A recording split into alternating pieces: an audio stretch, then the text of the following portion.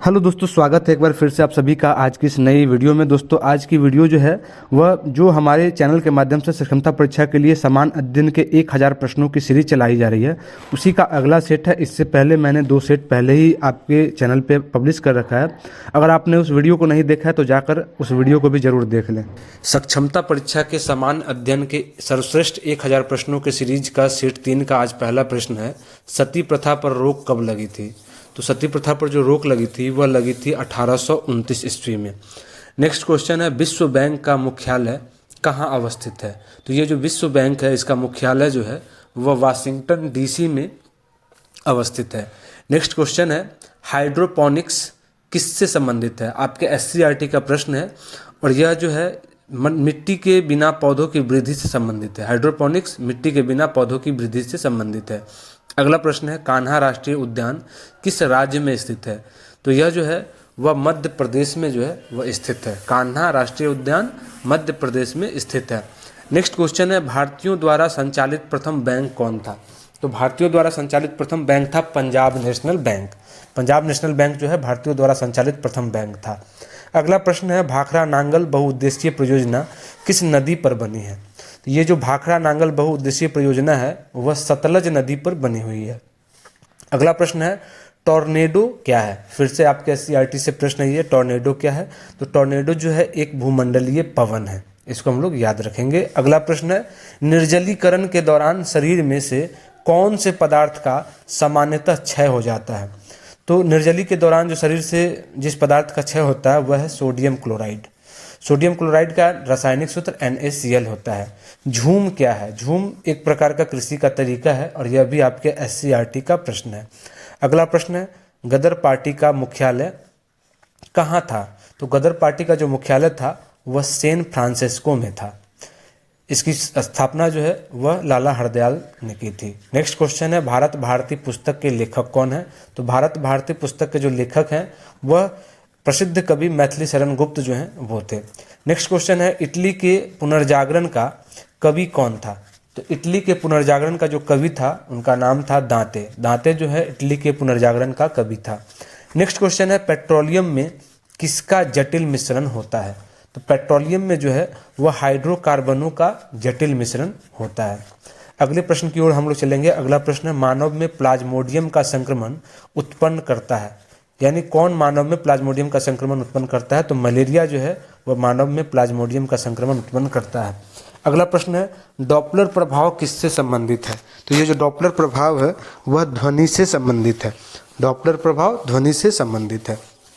अगला प्रश्न है, प्रसिद्ध पुस्तक गीत गोविंद किसके द्वारा लिखी गई थी? तो ये जो प्रसिद्ध पुस्तक है गीत गोविंद, इसके जो लेखक हैं उनका नाम है जयदेव। जयदेव ने गीत गोविंद की रचना की थी। अगला प्रश्न है, गुरु गोविंद सिंह सिखों के कौन से गुरु थे? आपके एससीईआरटी से यह प्रश्न है और इसका सही उत्तर हो जाएगा 10वें और अंतिम गुरु। गुरु गोविंद सिंह सिखों के 10वें और अंतिम गुरु थे। खान अब्दुल गफ्फार खान किस नाम से जाने जाते थे? तो ये जो खान अब्दुल गफ्फार खान है इनको हम लोग सीमांत गांधी के नाम से भी जानते हैं। अगला प्रश्न है, 81 वर्ष की आयु में भारत के प्रधानमंत्री बनने वाले व्यक्ति कौन थे? तो 81 वर्ष की आयु में जो भारत के प्रधानमंत्री बनने वाले व्यक्ति थे उनका नाम था मोरारजी देसाई। नेक्स्ट क्वेश्चन है, प्राचीन भारत का वह प्रसिद्ध शासक जिसने अपने जीवन के अंतिम दिनों में जैन धर्म अपनाया था? इसका सही उत्तर हो जाएगा चंद्रगुप्त मौर्य। चंद्रगुप्त मौर्य ने अपने जीवन के अंतिम दिनों में जैन धर्म को अपनाया था। अगला प्रश्न है, आर्य समाज के संस्थापक कौन थे? तो आर्य समाज के संस्थापक थे उनका नाम था दयानंद सरस्वती। दयानंद सरस्वती जो है आर्य समाज के संस्थापक थे। नेक्स्ट क्वेश्चन है, माउंट एवरेस्ट पर सर्वप्रथम विजय कब प्राप्त की गई थी? आपके एससीईआरटी से प्रश्न है और इसका सही उत्तर हो जाएगा 1953 ईस्वी में। माउंट एवरेस्ट पर 1953 ईस्वी में विजय प्राप्त की गई थी। अगला प्रश्न है, सिंधु घाटी सभ्यता कैसी सभ्यता थी? तो दोस्तों सिंधु घाटी सभ्यता जो थी वह एक प्रकार की नगरी सभ्यता या शहरी सभ्यता थी। अगला प्रश्न है, गुरुमुखी लिपि किसके द्वारा विकसित की गई थी? तो ये जो गुरुमुखी लिपि जो है वह सिखों के गुरु अंगद देव द्वारा विकसित की गई थी। अगला प्रश्न है, किस प्रकार की मिट्टी में कार्बनिक पदार्थों की अधिकता होती है? तो जलोढ़ मिट्टी में जो है वह कार्बनिक पदार्थों की अधिकता होती है। अगला प्रश्न है, विश्व जल दिवस कब मनाया जाता है? तो ये जो विश्व जल दिवस है वह 22 मार्च को मनाया जाता है। नेक्स्ट क्वेश्चन आपका है, वास्को डिगामा भारत कब पहुंचा था?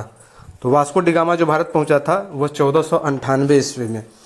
1498 ईस्वी में समुद्री मार्ग के माध्यम से वास्को डिगामा भारत पहुंचा था। ये आपके एससीईआरटी का प्रश्न है। नेक्स्ट क्वेश्चन है, भागीरथी और अलकनंदा कहाँ मिलकर गंगा बन जाती है? तो भागीरथी और अलकनंदा नदी जो है देवप्रयाग में जाकर गंगा बन जाती है। अगला प्रश्न है, फ्यूहर उपाधि किसे दी गई थी? तो ये जो फ्यूहर उपाधि है यह आपको हिटलर को दी गई थी। तो इसका सही उत्तर हो जाएगा हिटलर को। अगला प्रश्न है, लगातार बढ़ती कीमतों की प्रक्रिया क्या कहलाती है? तो लगातार बढ़ती कीमतों की जो प्रक्रिया है वह मुद्रास्फीति कहलाती है। इसका सही उत्तर हो जाएगा मुद्रास्फीति। अगला प्रश्न है, नाभिकीय क्रियाओं में किसका उपयोग ईंधन के रूप में होता है? तो नाभिकीय क्रियाओं में जो ईंधन के रूप में उपयोग किया जाता है वह है यूरेनियम। यूरेनियम का उपयोग नाभिकीय क्रियाओं में किया जाता है। नेक्स्ट क्वेश्चन है, बटरफ्लाई का संबंध किस खेल से है? तो ये जो बटरफ्लाई है इसका संबंध जो है वह तैराकी खेल से है। इसका सही उत्तर हो जाएगा तैराकी से। अगला प्रश्न है, कास्टिक सोडा का रासायनिक सूत्र क्या होता है? तो कास्टिक सोडा का रासायनिक सूत्र जो होता है वह होता है NaOH। NaOH कास्टिक सोडा का रासायनिक सूत्र है। नेक्स्ट क्वेश्चन है, पश्चिम में गुजरात से उत्तर में दिल्ली तक फैली पर्वतमाला क्या कहलाती है?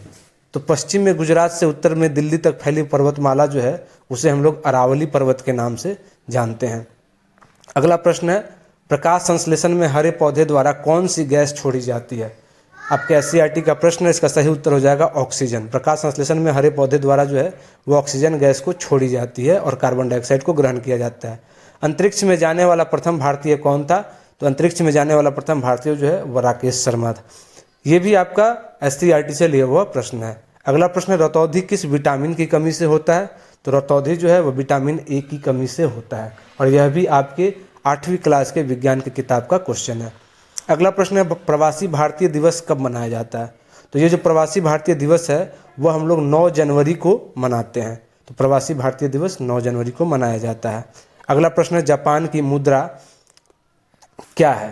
तो जापान की जो मुद्रा है उसको हम लोग येन कहते हैं। जापान की मुद्रा येन है।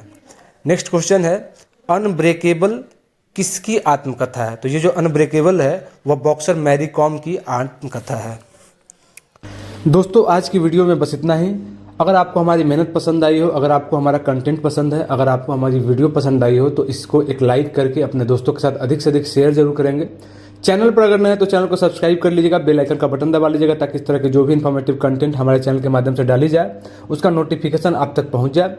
अगर आप हमें फेसबुक पेज गौरव सर ब्लॉग्स के माध्यम से देख रहे हैं तो हमारे फेसबुक पेज गौरव सर ब्लॉग्स को फॉलो करना बिल्कुल नहीं भूलेंगे, अधिक से अधिक शेयर भी जरूर करेंगे। चलिए मिलते हैं अगली वीडियो में ऐसे इन्फॉर्मेटिव कंटेंट के साथ। तब तक के लिए धन्यवाद। जय हिंद।